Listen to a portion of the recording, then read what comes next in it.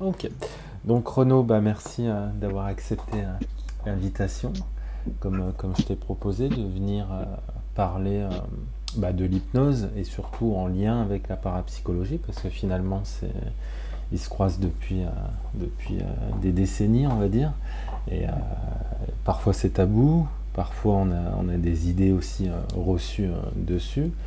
Et, euh, et toi, j'ai cru comprendre dans ton domaine que tu recherchais, que tu avais fait pas mal de recherches, en tout cas dans ce domaine, et que tu en connaissais à rayon, on va dire. Donc si tu veux bien déjà te présenter pour les personnes qui ne te connaissent pas, puis ça nous évoquer comment tu en es venu justement à la Oui, parapsychologie. donc moi je suis psychologue clinicien. J'ai découvert les expériences paranormales ou vécues comme exceptionnelles au cours de mes études et aussi par l'approche expérimentale, scientifique qu'on connaît sous le nom de parapsychologie. Et j'ai commencé à travailler à la fois en psychiatrie adulte et en parallèle. Le terme parallèle s'applique bien. J'avais ouvert un service de consultation pour les personnes qui vivaient des expériences paranormales. Et dans ce service, du coup, je réalisais une sorte de recherche-action qui est en fait l'objet de ma thèse, de comprendre comment se présentent ces expériences, quelles phénoménologies elles peuvent avoir, et puis surtout comment on peut accompagner, aider les personnes qui vont vivre spontanément ce genre de choses. D'accord. Ouais, donc et ça remonte il y a longtemps que tu avais Ouais, ouvert. je crois que du coup, mes premières lectures ont daté de 2001-2002 et le service de consultation a démarré en 2007. Et puis, j'ai été recruté comme enseignant-chercheur en psychologie en 2015. Et du coup, effectivement, c'est mon thème de recherche principal sur lequel je publie, je travaille. D'accord.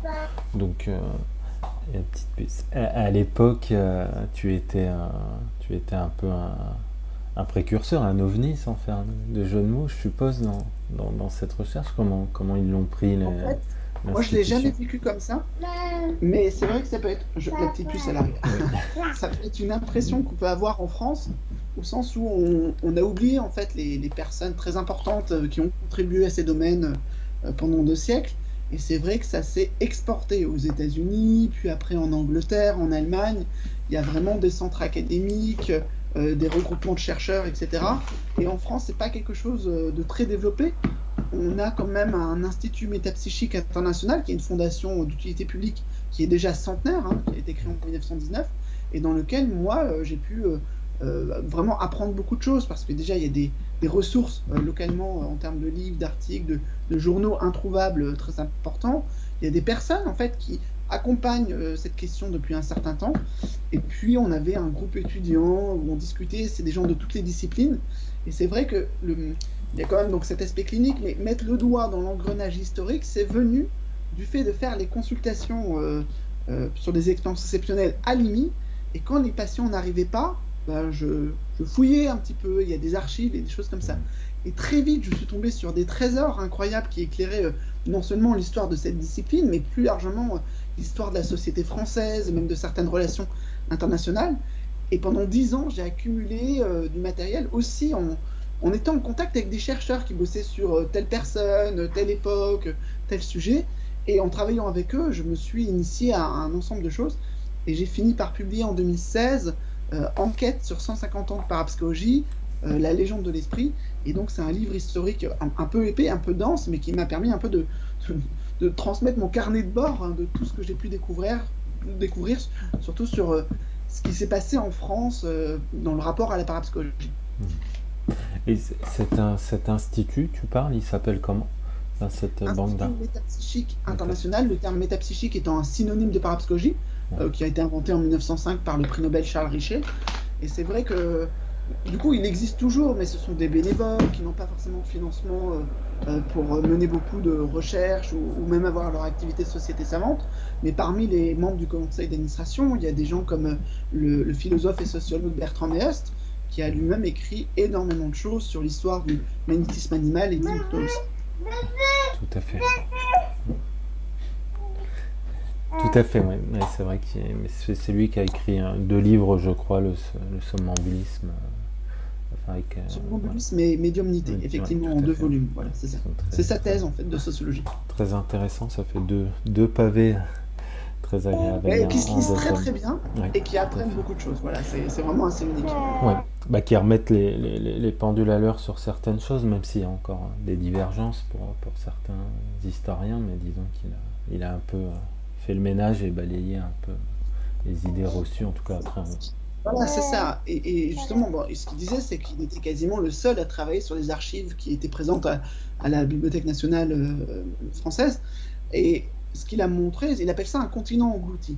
C'est qu'il y a toute une histoire finalement de l'influence du magnétisme animal, hein, un courant qui va démarrer vers 1780, d'abord en Allemagne, en Autriche, puis après en France, mais qui va essaimer dans la pensée, dans le monde artistique, comme précurseur de plein de formes de psychothérapie, mais de la psychologie en général aussi au niveau expérimental. Et du coup, on en retrouve des traces à différentes époques avec différents appareillages, dont l'hypnose, qui pour lui est une forme de récupération édulcorée, très médicalisante, de cet héritage de l'humanisme animal. Et toi, à quel moment tu vas t'intéresser à l'hypnose, hein, au-delà de de la parapsychologie? À quel moment tu te dis, tiens, là... En fait, si j'avais eu les moyens en sortant de la fac de psycho, j'aurais fait une formation en hypnose. Vraiment, c'était quelque chose qui m'intéressait énormément sur le plan clinique. Mais c'est trouvé, c'était assez rigolo, que mon premier directeur de recherche s'appelait Franklin Roski et il travaillait avec Léon Chertok.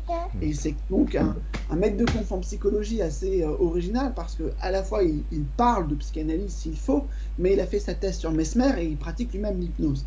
Donc j'étais très familier de ces aspects-là, et c'est vrai que aussi finalement par rapport à certaines personnes que je pouvais côtoyer comme Johar Siamet, qui est également membre de l'IMI, docteur en psychanalyse mais hypnotiseuse ericksonienne, et puis d'autres personnes comme Christian Moreau, qui a fait beaucoup sur les liens entre Freud et la parapsychologie, mais qui ensuite s'est tourné vers l'hypnose, et notamment comment l'hypnose peut favoriser en tant qu'état modifié de conscience des perceptions parapsychologiques. Donc finalement, c'était pas des domaines distincts.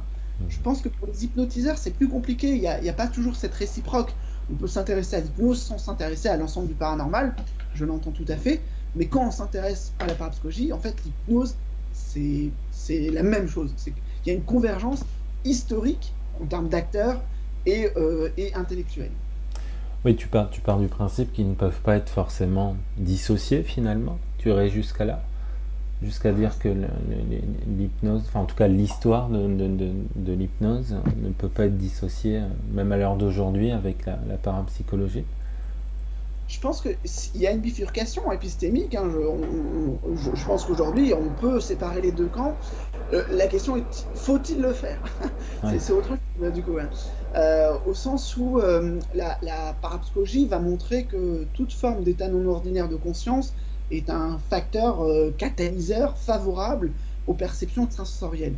Donc les hypnotiseurs ne peuvent pas ignorer, d'ailleurs la plupart ne l'ont pas fait, hein.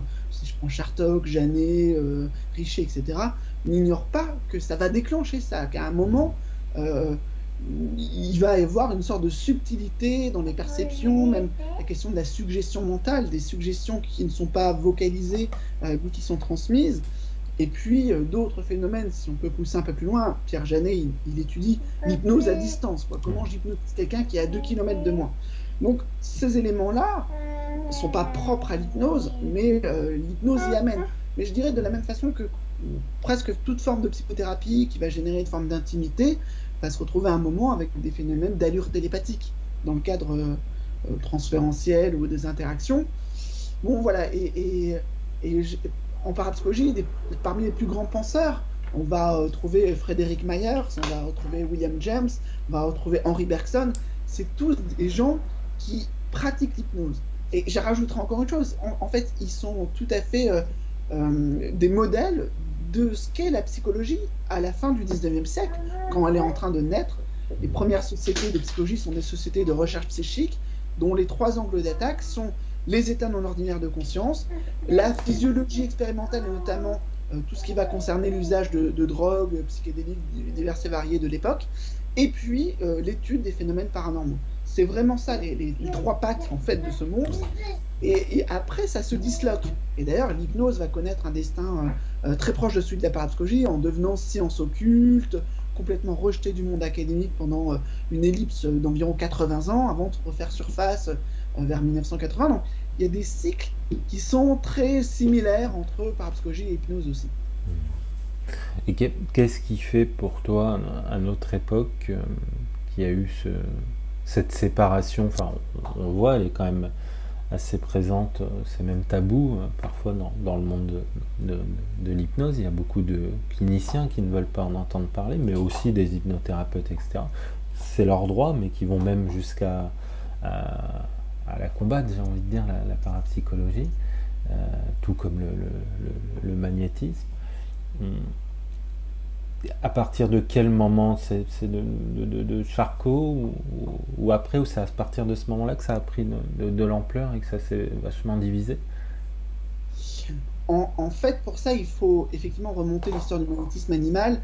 Ce que Bertrand Maes montre très bien, c'est qu'il y a 60 ans de controverses scientifiques très pointues, très ardues, mais qui divisent l'Académie de médecine.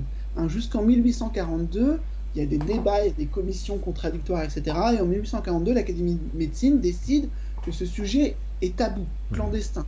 On n'examinera plus aucun mémoire qui porte sur la question du magnétisme.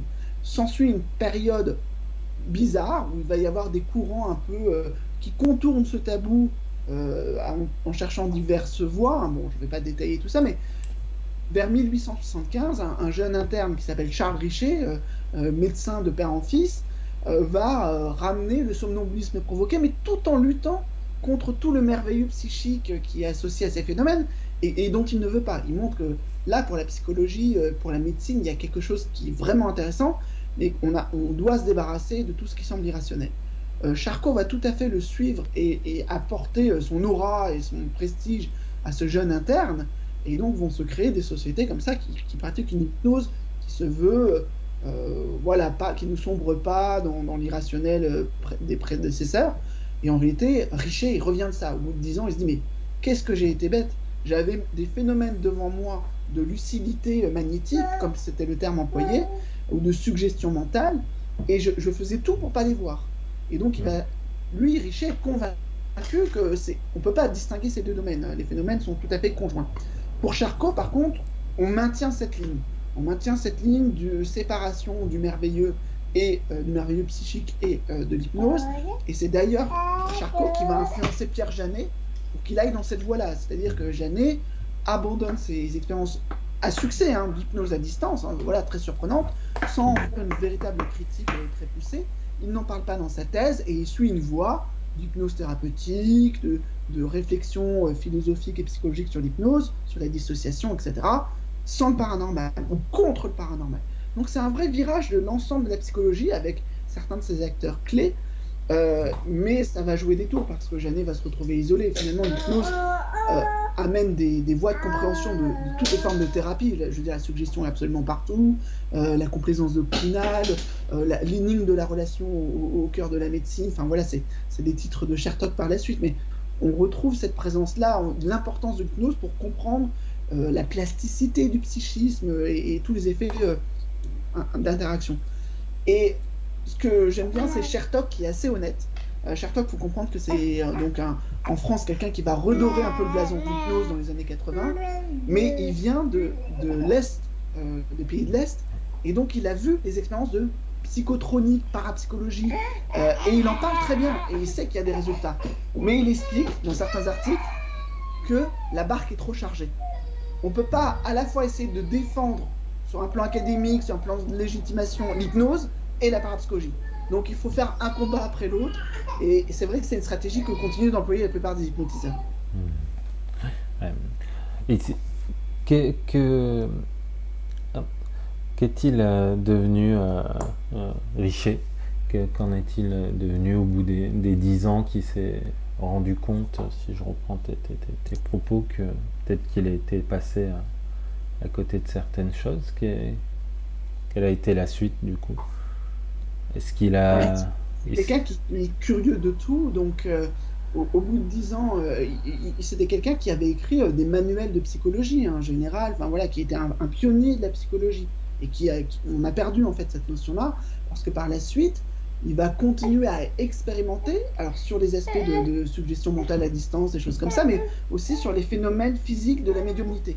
Et donc là, ça va l'amener à parler de tout. Ouais, ouais, du coup, pour Richer, est-ce qu'il a écrit des livres après en disant, bon, bah, ok, en tout cas sur l'hypnose en elle-même, il dit, ok, peut-être je me suis trompé ou peut-être je suis pas allé dans le même sens. Est-ce qu'il y a des références à lire sur lui, sur le somnambulisme provoqué? Alors, Richer a très bien amené l'hypnose, a étudié l'hypnose aussi chez les animaux, a parlé d'objectivation des types, donc il montrait très bien comment on pouvait créer une personnalité de personne âgée, d'enfant, faire advenir n'importe quelle forme de personnalité, et donc une compréhension du psychisme différente, hein, qui va aller parler du polypsychisme de Durand-de-Gros, etc. Quelque chose d'un modèle finalement assez influent, dont lui-même reconnaît. Excuse-moi, j'ai encore un problème. Je reviens. Désolé, la maman est revenue. Je vais reprendre ma réponse. Ouais. En fait, Richer est vraiment un pionnier de la psychologie et de l'étude de l'hypnose. Il va permettre, et d'ailleurs Janet le reconnaît comme ça, de lui donner ses premières armes, de la légitimer. Lui-même, il est influencé par les travaux anglais de Myers, Gurney, etc., des champs qu'on a peut-être oubliés. Mais après, Richer change de calibre. Il comprend que la parapsychologie et les phénomènes qu'il a sous la main sont peut-être les plus incroyables sur le plan scientifique, les plus aventureux, et donc il va se concentrer là-dessus. Il va d'abord essayer de faire en sorte que la psychologie le suive, hein, que ses collègues le suivent, et il se rend compte qu'il y a des frictions et qu'il est obligé de faire bande à part. Et c'est pour ça qu'il nomme une nouvelle science qu'il appelle métapsychique en 1905, et qui va suivre une voie finalement à laquelle on le réduit. Ce qui est assez faux, c'est-à-dire c'est une voie possible pour la psychologie, de la même manière que William James lui-même est un pionnier de la psychologie qui a suivi cette voie des états non ordinaires de conscience jusqu'au phénomène parapsychologique toute sa vie. Et tu aurais un livre en particulier à conseiller sur lui qui toucherait particulièrement le somnambulisme? Il écrit extrêmement bien, mais sur un plan scientifique, ça vieillit quand même, parce que c'est beaucoup d'accumulation de témoignages avec des arguments d'autorité. Par contre, il y a des gens dans ce domaine de la métapsychique qui le font aussi très bien et qui devraient parler aux hypnotiseurs, et je pense notamment à René Sudre. René Sudre, c'est un journaliste scientifique qui découvre sur le tard la métapsychique, mais qui a beaucoup l'influence de la psychologie de Pierre Janet, sans le préjuger contre le paranormal. Et donc il fait un mélange, un alliage des deux modèles. Et il y a des livres comme Personnages d'au-delà qui montrent toutes les facettes finalement des formes de médiumnité, de formes de phénomènes paranormaux liés à des états non ordinaires de conscience. Et puis par la suite, il va faire un traité de parapsychologie, une introduction à la métapsychique humaine. Il y a plein de livres comme ça qui sont vraiment des sommes intellectuelles avec une écriture qui lui ont valu des prix de l'Académie française en même temps que des prix de l'Académie des sciences. Donc c'est quelqu'un qui est pas connu, hein. Bertrand Meust le cite souvent par exemple comme étant une référence, mais c'est quelqu'un qui a complètement été perdu au niveau de l'histoire. D'accord. Ouais, ça serait un peu dans la lignée finalement.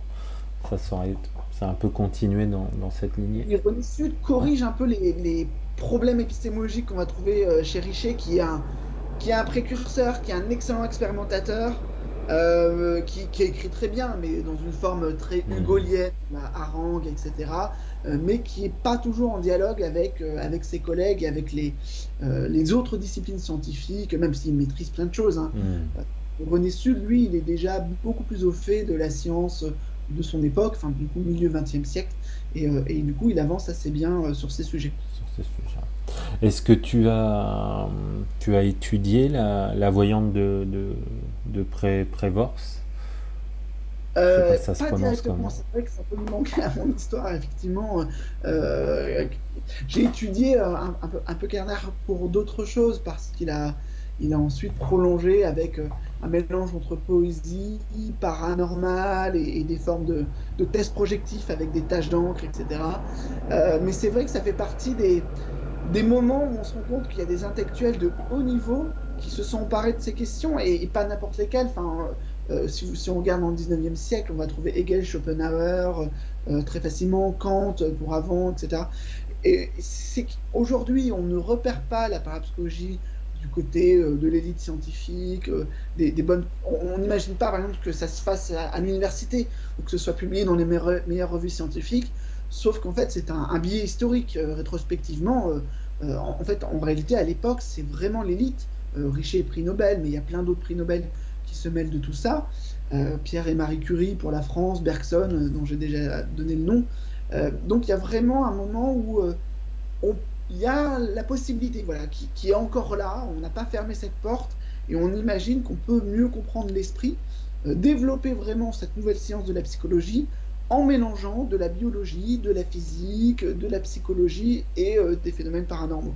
Et un des moments clés, c'est une institution qui s'appelle l'Institut Général Psychologique, qui va naître en 1900 avec Richer, Janet et un ensemble de personnes là-dedans, et qui va développer pendant une trentaine d'années une vision comme ça très globale de la psychologie qui ouvre plein de portes, plus que ça va être refermé ensuite au niveau institutionnel et académique.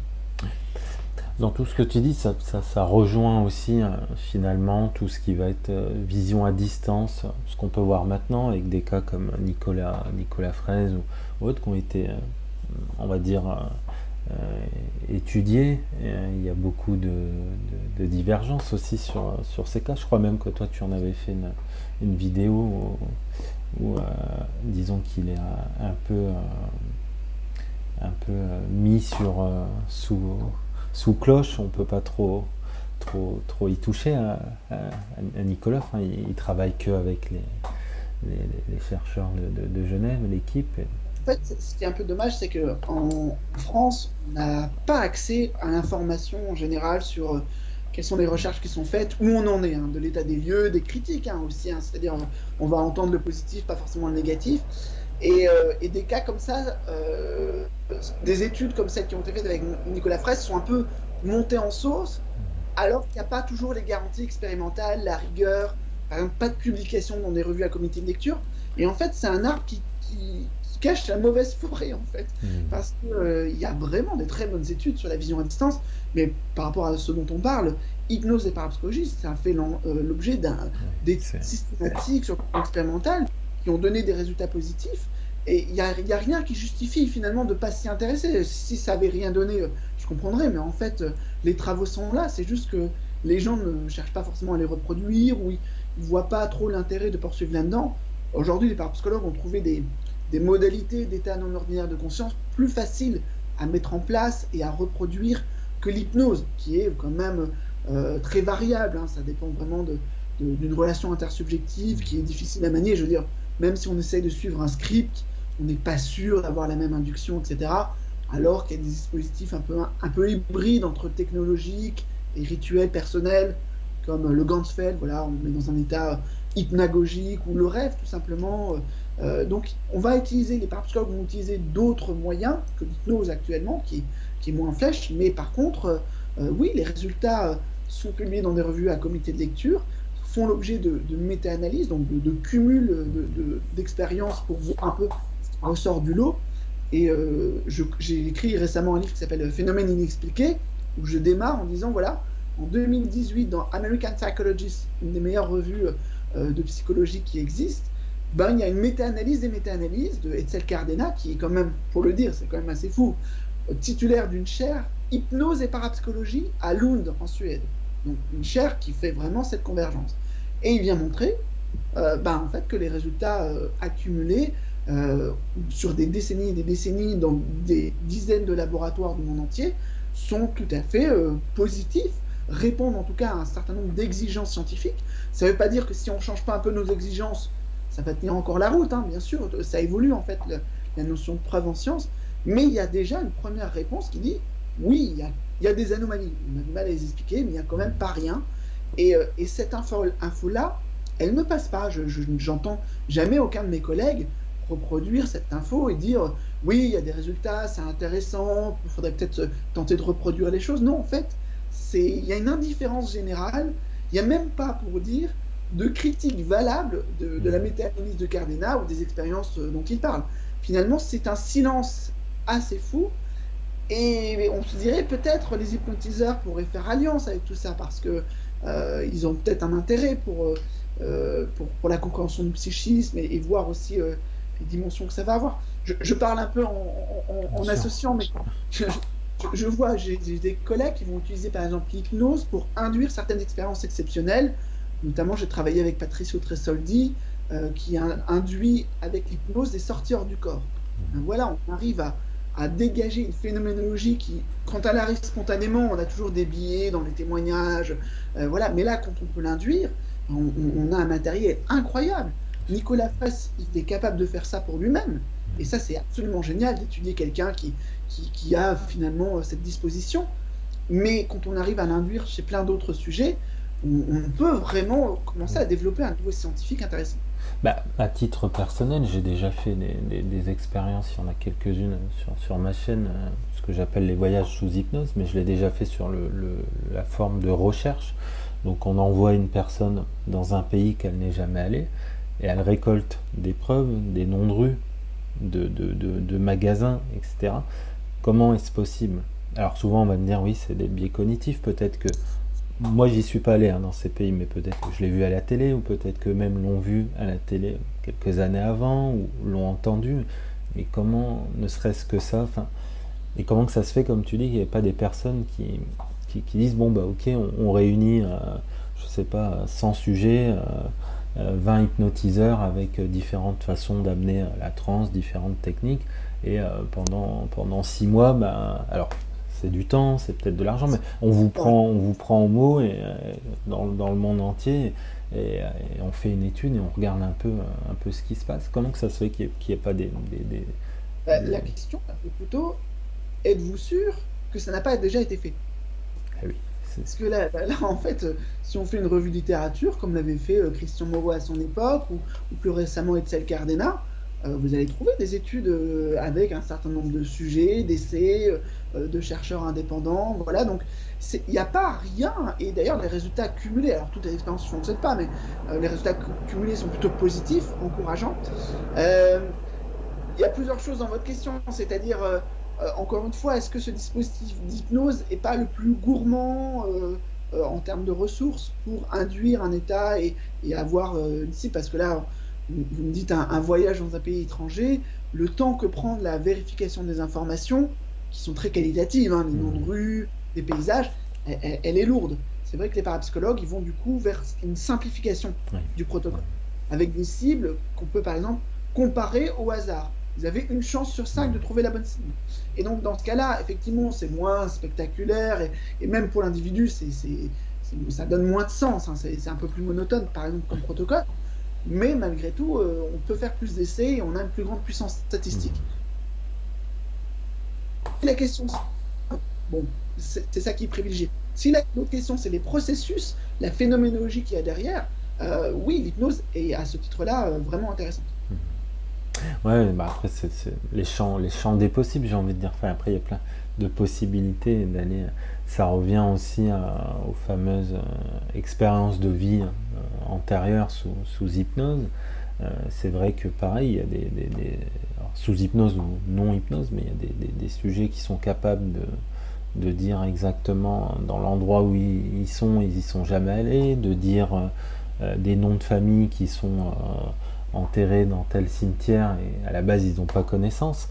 Euh, comment qu'on peut expliquer ça? Alors souvent on va sortir le slogan que les vies antérieures ce sont souvent des personnalités publiques, tout ça, mais ce qui est faux, sur des milliers de personnes qui vivent des vies antérieures sous hypnose, c'est très rare que ce sont des Jeanne d'Arc et des Napoléons et j'en passe. Finalement, c'est plutôt des personnes de tous les jours.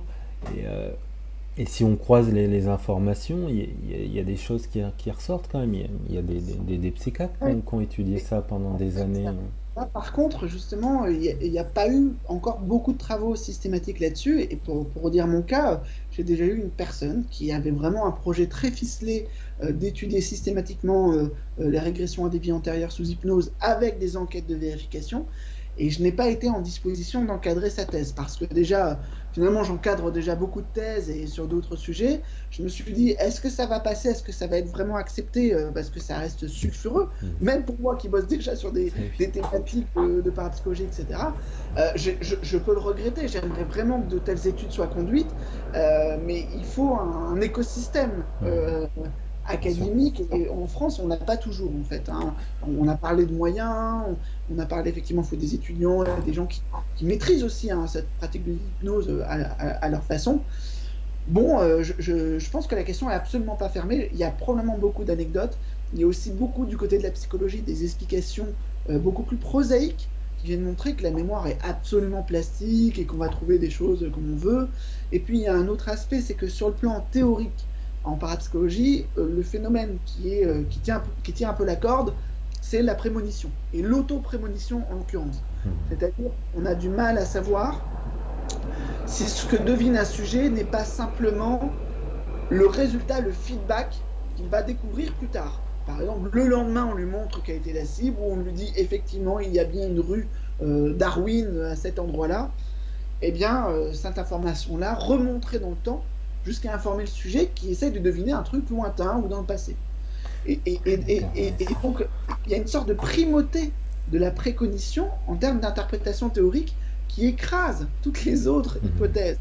Et du coup, on a toujours l'impression, je sais pas, on a voyagé dans notre corps, on a fait appel à telle ou telle chose, mais en réalité, ça reste difficile à interpréter.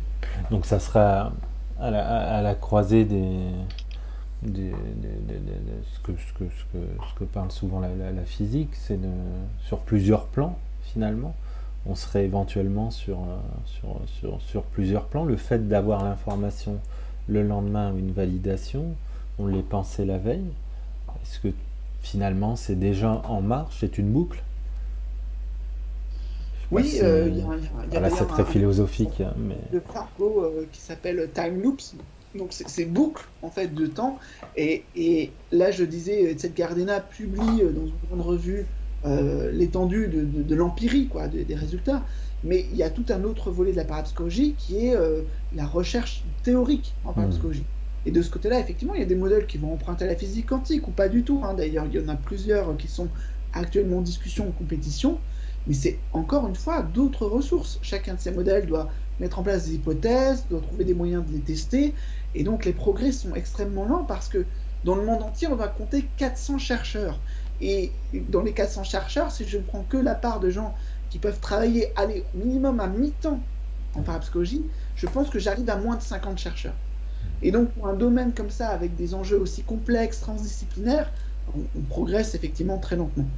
Mais je vais revenir à autre chose, c'est qu'on est parti du passé, de magnétisme animal qui va conduire à l'hypnose, mais même du temps de Charcot et de cette hypnose très médicalisée, il y avait encore des gens pour dire, mais on va pas assez loin avec l'hypnose qu'on pratique à l'hôpital, puisqu'on peut obtenir, on peut susciter des phénomènes de lucidité. Il y a un au-delà de l'hypnose classique thérapeutique qui est d'utiliser et de renforcer ces états de modifier conscience pour aller vers des formes de niveau de conscience inférieur ou supérieur, comme on veut, de l'hypnose profonde. Et voilà, c'était un petit peu cette notion-là que j'ai travaillé dans un chapitre d'un ouvrage récent dirigé par Bioy et Daniel Goldschmidt, et qui va nous mener vraiment à cette idée. On a perdu un savoir-faire qui est d'employer la relation entre deux êtres humains pour pousser l'autre à devenir finalement prophète, mais voilà, en utilisant des capacités qu'on a tous en soi, c'est-à-dire qu'il ne faut pas diviniser la chose, etc. Mais cette hypnose profonde, aujourd'hui, on la trouve plus vraiment, ou alors très rarement. Finalement, on a publié l'un des seuls livres sur le sujet, mais à l'époque, il remarquait cette hypnose profonde parce que justement, ça suscitait un certain nombre de phénomènes paranormaux, soit déjà de télépathie, soit aussi des capacités de diagnostic ou de guérison, de prescription de remèdes, etc. Ça rejoint les fameuses ressources qu'on aurait en nous de Puisségur finalement.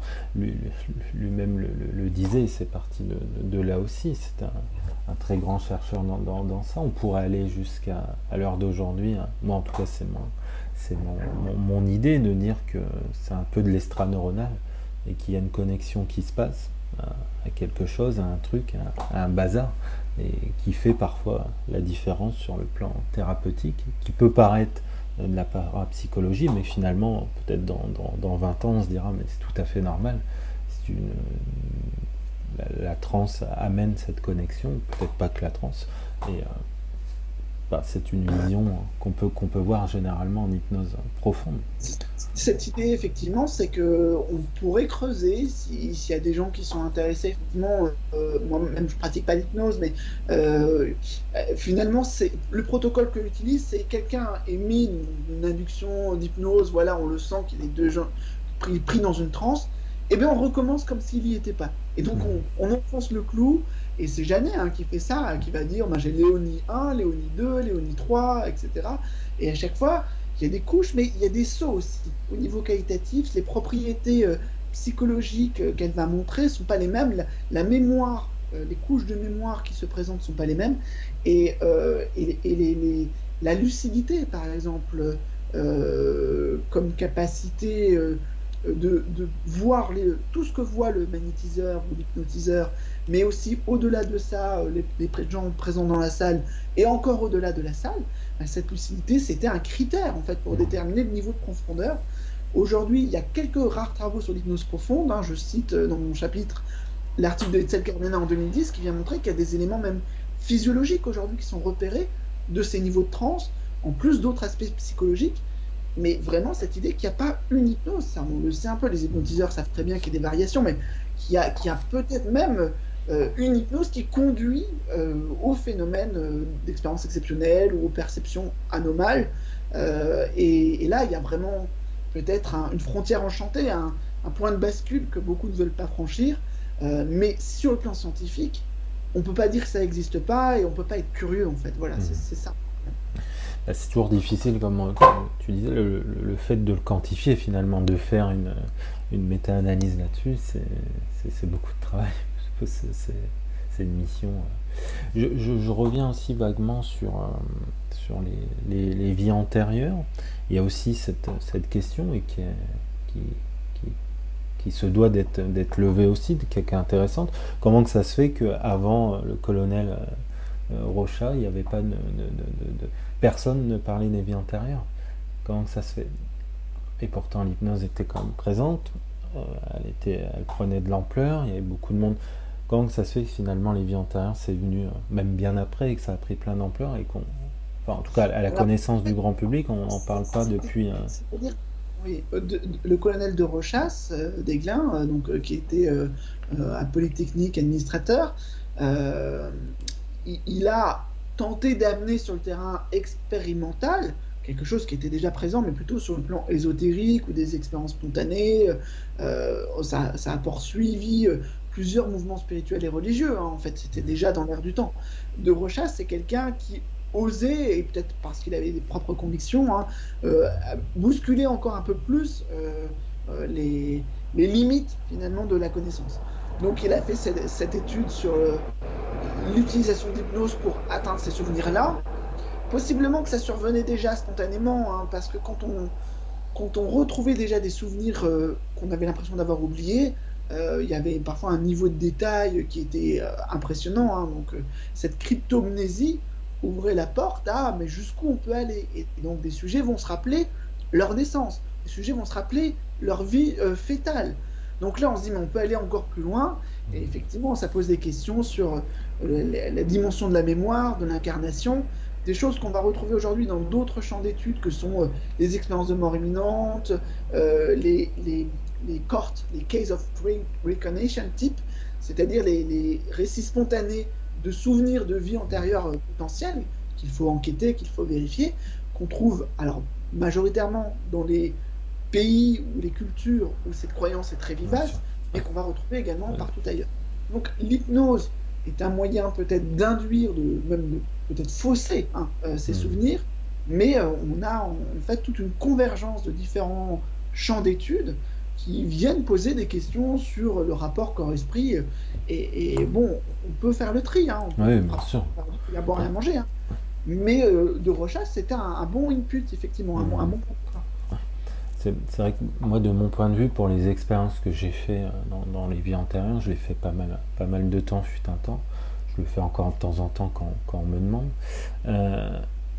Ce que je remarque, c'est que j'irais plus dans le sens que Jung pensait. En tout cas, il disait que tout ça, c'est une mémoire, entre guillemets, universelle, et que la transe, potentiellement, peut amener à puiser dans cette mémoire, mais que ces vies-là n'ont jamais appartenu à la personne. C'est pas non plus du transgénérationnel, c'est juste une mémoire qu'on va peut-être découvrir avec la science dans les prochaines années, et que finalement c'est comme ça qu'ils arrivent à puiser ces infos. En fait, on peut se poser la question effectivement d'où viennent ces infos, mais aussi la question de la finalité. Et la finalité, elle est, à chaque fois qu'on fait une transe, peu importe, de faire un pas de côté. Voilà, de se décaler de son problème, et finalement le fait d'entrer dans une autre identité, dans un autre contexte, nous fait retravailler les choses différemment. Et si on puise de là des potentialités qu'on peut actualiser dans notre vie là, présente, face aux risques, aux problèmes qui se posent à nous, ben en fait c'est thérapeutique. Bien Donc sûr, la finalité, c'est trouver n'importe quel moyen pour avoir les ressources pour faire face aux problèmes que vous rencontrez. Bah, c'est là que ça devient intéressant, c'est que la plupart du temps, c'est thérapeutique. Et justement, cette dissociation, peut-être cette croyance aussi, parfois, amène souvent des changements thérapeutiques quand même assez flagrants.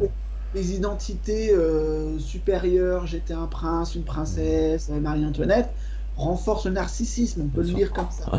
Et aussi le redécouvert de certains traumas, l'importance de la vie finalement. J'ai eu une vie, j'ai gâché quelque chose, maintenant j'ai une autre vie, je peux peut-être reprendre des choses en main, quoi. Voilà.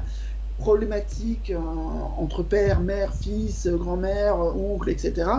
Tout ça se permet de dénouer des répétitions automatisées, type pulsion de mort si on est freudien, ou on peut parler de ça autrement avec d'autres référentiels, mais au final, c'est ce qui importe pour moi, et moins l'authenticité de ces vies antérieures, qui ne tiennent pas toujours la route, qui mélangent l'imaginaire et réalité, que leur intérêt en termes de plasticité du psychisme. L'hypnose et la discipline qui montre qu'on fait ce qu'on veut en fait avec individualité, notre identité, avec notre mémoire, et on fait ce qu'on veut pour aller quelque part, quoi. C'est là que ça prend tout son sens aussi, et que c'est intéressant aussi justement sur le plan vraiment thérapeutique. Qu'est-ce qui fait que tu n'as jamais fait d'hypnose, enfin pratiqué? Ce qui fait en plus tu travailles en cabinet, ou donc je suppose. Non, je n'ai plus de temps clinique. J'en avais encore avant le Covid, puis j'ai pas encore retrouvé. Et c'est vrai que mes engagements en tant qu'enseignant-chercheur me laissent pas beaucoup de temps à côté. Donc je fais un peu bénévolement la clinique des expériences exceptionnelles, voilà, des choses comme ça. Sur l'hypnose, j'ai un petit peu essayé de travailler avec Arche, notamment. Je travaille également avec Antoine Bioy, tout le réseau interuniversitaire de recherche sur la transe. Il se trouve que peut-être j'ai pas les bonnes dispositions, ou alors j'ai encore des blocages à dépasser. Je ne tombe pas facilement en transe, en fait, pas du tout. Je fais partie peut-être des réfractaires et non des virtuoses. Et après, voilà, ça n'empêche pas, c'est-à-dire que moi, ce qui va m'apporter, c'est de ne pas cultiver des préjugés anti-hypnose qui seraient issus, par exemple, des propos de Freud sur l'abandon d'hypnose ou la hiérarchie entre psychanalyse et hypnose. Et j'ai plutôt, effectivement, eu toujours des lectures du côté de Mikkel Borg-Jacobson, Chertok, Erickson, des gens comme ça. Et finalement, Meus et plein d'autres, une réflexion où l'hypnose m'apporte intellectuellement beaucoup. Pour l'instant, je n'ai pas cette pratique, mais c'est absolument pas fermé. Je rêverais en fait de pouvoir me former.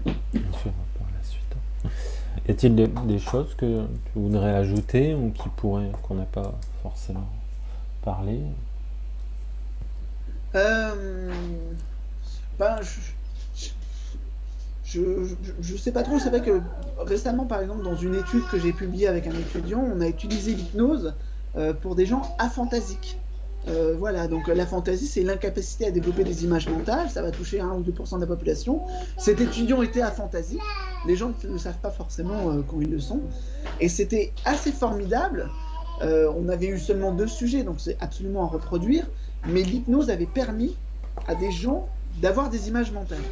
Et donc là, c'était assez génial, c'est comme redonner la vue à un aveugle. Et je me suis dit, bon, on a publié tout ça dans l'évolution psychiatrique, je rêverais que des gens, se rendent compte en fait du potentiel que peut avoir l'hypnose pour des domaines tout à fait à côté, de la psychopathologie, de la psychologie de la cognition, de la perception, etc. Voilà pourquoi j'encourage complètement le travail avec l'hypnose, débarrassé de certains préjugés dont je parlais déjà. Le travail, la recherche aussi, comme tu évoques, c'est important aussi justement de continuer, même que ça soit scientifique ou en tout cas amateur, j'ai envie de dire, mais les hypnothérapeutes, tout ça dans leur coin. C'est clairement, c'est à fusionner en fait. Enfin, on ne peut pas séparer parapsychologie, psychologie, hypnose dans le départ, 19e siècle, etc. Ensuite, ça suit des chemins divergents. J'ai espoir qu'il y ait de plus en plus d'alliances, de mélanges à nouveau. J'ai déjà eu l'occasion de parler d'hypnose et parapsychologie, mais à une seule reprise. Et je pense que cette histoire commune a été légèrement oubliée quand même par pas mal de chercheurs en hypnose. Et bon, voilà, c'est peut-être quelque chose à corriger par la suite. Je suppose pour finir, si tu veux bien, je suppose que tu t'es intéressé un peu à la transcognitive. Oui, alors quand je disais que j'étais un cancre en matière d'état ordinaire de conscience, c'est que je fais partie des 10-15% qui suivent les week-ends de trans auto-induite, transcognitive, sans jamais tomber en transe, voilà. Et ça ne m'empêche pas d'avoir même des projets de recherche avec Corinne Sombrin, de regarder les publications qu'elle initie, auxquelles elle participe, et de trouver assez formidable sa capacité à finalement occidentaliser et formater un nouvel état non ordinaire de conscience pour coller avec le fait de devoir aller dans un IRM, le fait de devoir transmettre ça à des médecins ou des psychologues assez hostiles. Donc la transcognitive, elle vit elle-même, c'est pas autre chose que les formes de dissociation qu'on va retrouver ailleurs, mais il y a un potentiel de recherche très important. C'est un petit peu comme le corps chamanisme de Michael Harner, une version peut-être un peu lyophilisée, un petit peu faite sur mesure pour coller avec un esprit du temps, mais qui a quand même permis un bond en termes d'acceptation et de regard sur la transe, parce que au final, c'est peut-être ça la plus grande perte, hein, c'est que dans la psychologie et dans la psychothérapie, les états non ordinaires de conscience restent marginaux, alors qu'ils nous éclairent complètement sur, en réalité, le psychisme. Pour reprendre une image, on travaille beaucoup sur l'identité, la personnalité comme des traits absolument stables. Donc il y a la question de cette structure de la construction psychique. On travaille très bien ça en psychanalyse ou ailleurs, en psychologie du développement. Mais tous les processus qui font qu'on change sont étudiés par les états non ordinaires de conscience. Et en fait, on ne peut pas avancer si on n'a pas ces deux choses en même temps. Penser la psychothérapie sans penser le changement, c'est pas possible en fait. Voilà. Ouais, ça serait le mot de la fin. Qu'est-ce que tu aurais d'autre à rajouter? Ouais. Puis on va laisser continuer en espérant qu'il y ait beaucoup de personnes qui suivent ton chemin aussi finalement, enfin des chercheurs aussi, des cliniciens, des amateurs aussi, et puis que ça fasse son chemin, et puis dans quelques années. Il faut pas hésiter à me contacter, à vouloir discuter, échanger, critiquer même les idées que j'énonce. Et s'il y a des recherches communes qui sont possibles, ben voilà, au laboratoire Percy à Nancy, on a plein d'étudiants très intéressés par ces sujets, et donc voilà, il y a plein de choses à faire. Donc ça, c'est intéressant aussi à le dire justement pour finir que il y a des portes qui peuvent être ouvertes et que ça peut intéresser du monde aussi. Et on finit avec la petite puce comme il se donne. Au revoir. Au revoir. À bientôt. Ok. Je te remercie, Renaud. Puis à bientôt. Je vais couper l'enregistrement. Pour les bruits un peu parfois. Il n'y a pas de souci. Je pense qu'on a bien tout compris. Je vais couper l'enregistrement.